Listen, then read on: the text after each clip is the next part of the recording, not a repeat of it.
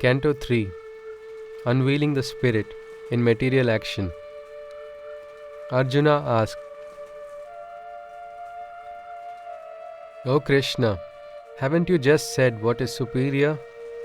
That spiritual knowledge over material action is better. Then why is it that you coerce me into action? This ghastly karma on me, why do you sanction? My mind stands confused and disarrayed, for it fully understands not all that you have said. Hence show me which is the correct way. What will benefit me? I request you to please say. Shri Krishna said, Men of two faiths in this world dwell, O pure one, as I had said before as well. Those to whom seeking the eternal knowledge gives satisfaction, and those who believe firmly in the yoga of action. A state of detached action in works can't be reached without man's beginning and performing the action. And great spiritual boundaries can't be breached by physically renouncing all the works or by inaction. Not a single such moment can pass for man, as without engaging in activity, exist no one can. This nature's qualities on all beings has been endowed. A bond of works and actions on man has been bestowed. A way to physically control the senses a man may find, but if he constantly thinks of the senses in his mind, he is caught up in self-discipline's wrong notion. Such a being is beguiled by his misplaced devotion. He who by the mind controls the senses and is detached, O Arjuna, from all sensual disturbances, and performs all his works and actions in this yogic way, he is considered the most superior person any day. Without attachment, perform your every action, because action always supersedes inaction. Even your body's life journey cannot be sustained. Without action, no accomplishment can be attained. Accept the actions that are performed in the state of sacrifice. Chained to karma's bonds are all actions done otherwise. That is why, O Arjuna, your actions you regulate with the freedom of detachment, as I postulate. Brahma, the progenitor, through the act of sacrifice, bore the first living beings and put forth this edifice. He said, As from sacrifice you all originated, through sacrifice your life's evolution will be actuated. Through sacrifice the gods you can bolster and call upon their blessings with your fervor. Thus, mutually you can together advance. With the Supreme's blessings, all life you can enhance. When through sacrifice the gods you impress, all your desired enjoyments they shall bless.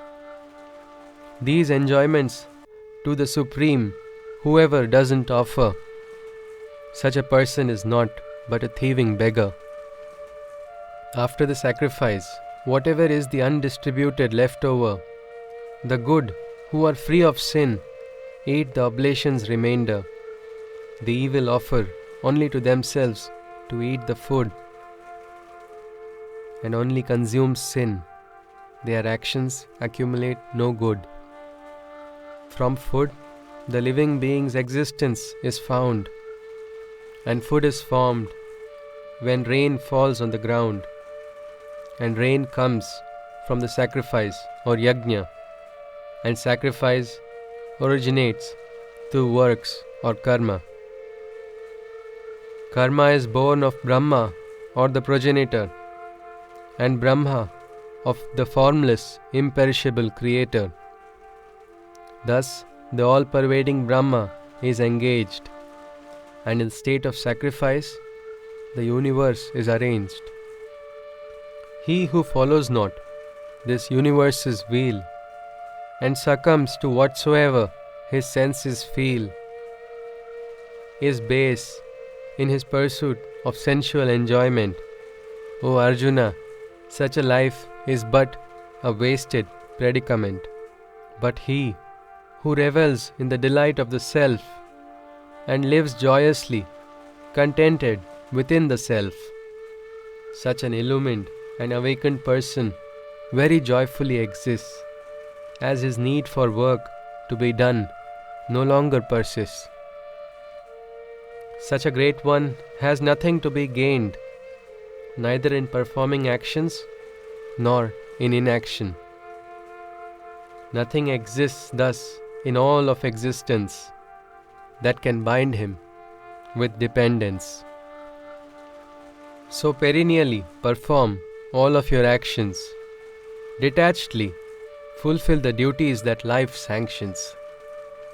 For when man in detached action engages with his karma, he transcends the highest stages. King Janaka and the rest attained perfection only through their works and liberated action. Detached actions for the sake of the world are best. This is said to be the true yogic way by the wisest. Whatever actions the best amongst men perform, the other men seek to imitate. Whatever standard he sets as the norm, that the world tries to follow and emulate. O Arjuna, I have no duties to discharge towards the peoples of all three worlds at large. There is nothing I haven't gained or seek to gain, and yet I perform my duties, come sun or rain. If I did not meticulously perform my every action and lead by example in every aspect, O Arjuna, all men would follow likewise and ape my path in every respect. For if I were not to follow this path of action, the peoples shall follow suit and sink to destruction. I would become the perpetuator of pandemonium and then have to slay them all for the opprobrium. O Arjuna, just as the men of ignorance perform their actions all engrossed in attachment, so too the wise remain motivated as a norm to better the world by their works in detachment. Without creating a divide in the ignorant minds, a middle path the intelligent mind finds. He gets the right work done from the attached, despite his remaining fully detached. All the types of actions originated from nature's qualities and their interactions. The ignorant one, who is by his ego deluded, thinks his outer self performs all actions.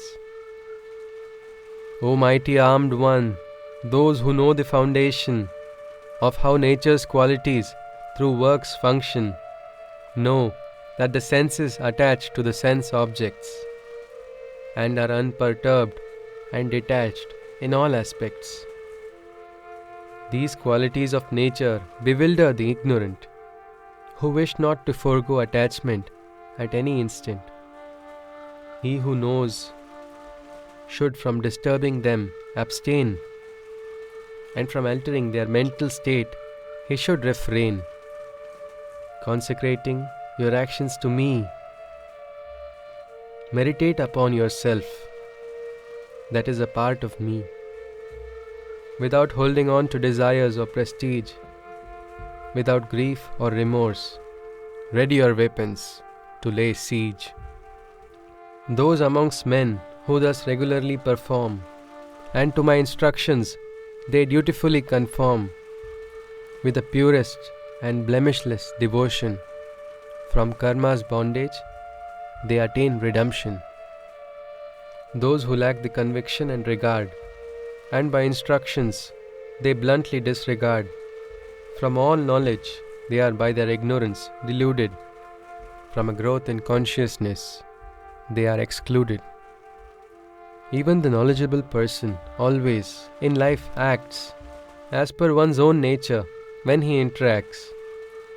When all living creatures by their natures are bound, in its suppression what truth can be found? Likes and dislikes arise out of the senses, and their emergence one cannot avoid. But one must not fall prey to their pretenses, else progress on the spirit's path is destroyed. Working for one's self, even though faultily, is much better than to serve perfectly under someone else's fetter. Even if death comes while performing one's natural duty, it is better, as serving others is a perilous vulnerability. Arjuna asked, "So, what is it that provokes man to sin and act against his will, thus against his own kin? Wherefrom does the force arise to rebel, O descendant of Vrishni? Please tell." Krishna answered, "It is desire and its furious sibling, anger, born from the quality Rajas. They are related to one another. All ensnaring and all polluting, they cause life to go in vain. These are the two greatest enemies that ought to be slain. Just as fire is masked by smoke and dust, or like the embryo is sheathed within the amniotic crust, in this manner similar and precise, knowledge is hidden by an outer disguise. Knowledge is covered by this perennial enemy, even in the cases of the knowledgeable many. O Arjuna, such is desire's lustful form, which rages like a quenchless firestorm. It is said, if the senses occupy the governing seat, the mind and the intellect desires can cheat. Knowledge is bewildered by the sensual stimulants, and hoodwinked become the two instruments. Therefore, know this, O mighty seeker of light, taming the senses is your first fight. Slay the forces that proliferate the sin. These destroyers of knowledge conquer and win. Beyond the senses that are supreme is the mind. Beyond the mind, the awakened intelligence you find. But beyond the awakened intelligence, it is thus said, it is He, the eternal Self, the Supreme Godhead. With this knowledge of the Supreme Self, assailing your mind and intellect, gather yourself. O mighty armed one, this formidable enemy you must slay. Destroy desire, for truth's light to make way. Thus ended the third canto of the Bhagavad Gita, where Sri Krishna described the governing spiritual forces that are at play behind the veil of the material objects and actions.